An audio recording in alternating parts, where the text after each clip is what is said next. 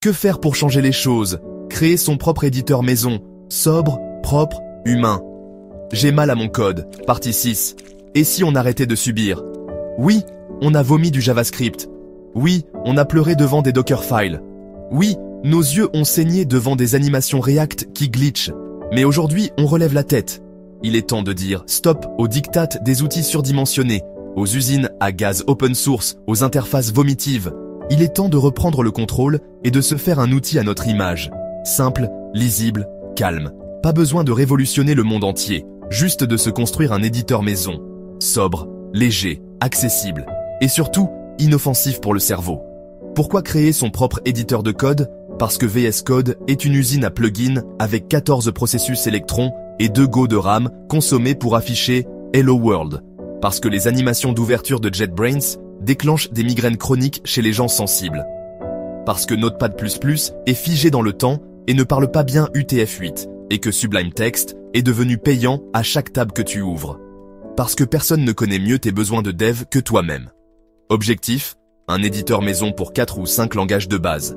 Langage ciblé, Python, C, C++, JavaScript, TypeScript Go, et si tu veux, Rust ou Bash. Étapes pour créer ton éditeur de code maison. 1. Choisir la base graphique. Tu veux du léger.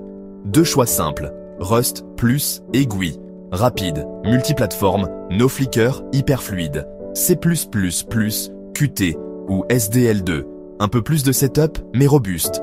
Go plus fine. Parfait pour une UI simple avec peu de dépendance. 2. Le moteur de texte. Pas besoin d'inventer la lune. Tu veux le scrolling fluide, la coloration syntaxique basique, l'auto-indentation, la navigation clavier, sans raccourci à 12 doigts. Existante à réutiliser. Syntect, Rust, pour la coloration. Scintilla, lib, C++ légère, utilisé par Notepad++, Chroma, Go. 3. Le support des langages. Là, tu vas gérer ça proprement, pas de LSP à rallonge, juste détection de fichiers par extension regex ou parseur léger pour les mots-clés, exécution avec run configurable par fichier. Exemple, Py, C, Go. 4. Ce que tu ne veux pas dans ton éditeur, pas de télémétrie. Pas de mise à jour automatique qui plante le système, pas de notification toutes les 3 minutes, pas de marketplace, pas d'intégration, Git invasive, pas de plugin IA qui te propose des phrases random à chaque touche. 5. Fonctionnalité utile mais sobre, mode focus, pas de panneau latéral, pas de distraction. Thème simple, clair ou sombre, sans effet de flou, ni animation police lisible, Fira Code, JetBrains Mono, rien d'autre. Raccourci clavier cohérent, pas 20 combinaisons différentes. Config dans un TOML ou JSON lisible par un humain 6. Options avancées, facultatif, split, vertical, horizontal, snippets personnalisés, mini-terminal, intégré. Support de la compilation à la volée, facultatif, affichage des erreurs non intrusifs en ligne, et le plus important, ne pas faire mal. Pas de couleur fluo, pas de scroll qui saute, pas d'effet de fondu, pas de police italique qui t'agresse, pas de son, vibration, alerte sonore. Juste toi, ton code, ton calme.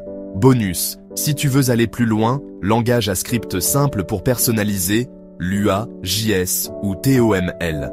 Fichier de configuration portable, binaire unique, pas besoin d'installer quoi que ce soit. Interface accessible, Zoom+, navigation clavier complète. Conclusion, l'éditeur de code, c'est ton couteau suisse, pas une rave party. Créer ton propre éditeur n'est pas un caprice, c'est une hygiène mentale. Quand tu codes pour de vrai, tu n'as pas besoin d'un feu d'artifice. Tu as besoin d'un outil fiable, lisible, humain. Et peut-être qu'en partageant ça avec d'autres développeurs sensibles, fatigués, épuisés par la suringénierie, tu créeras une alternative. Un bastion de sobriété dans un monde d'effets CSS absurdes.